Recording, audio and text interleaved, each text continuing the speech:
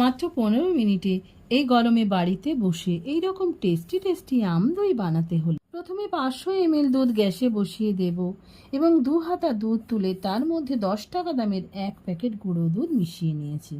তারপর দুধের মধ্যে 2 টেবিল স্পুন চিনি আর ওই গুঁড়ো দুধের গোলা মিশ্রণটা দিয়ে ভালো করে ফুটিয়ে নিয়েছি। তারপর নামিয়ে ঠান্ডা হতে দেব। তারপর একটা আমের 2 পাশ কেটে নিয়ে আমের শাঁসটা ব্লেন্ডারে ব্লেন্ড করে নিয়েছি। এরপর জল ঝরানো 2 চামচ টক দইতে আমের পাল্পটা মিশিয়ে সেটা ঠান্ডা করা দুধের মধ্যে দিয়ে ভালো করে মিশিয়ে এইরকম মাটির পাত্রে ঢেলে দিয়েছি। তারপর কড়াতে সামান্য জল দিয়ে তার উপরে থালা বসিয়ে তারপরে মাটির পাত্র বসিয়ে ঢেকে 10 থেকে 15 মিনিট স্টিম করলেই আমাদের আম দই একদম রেডি।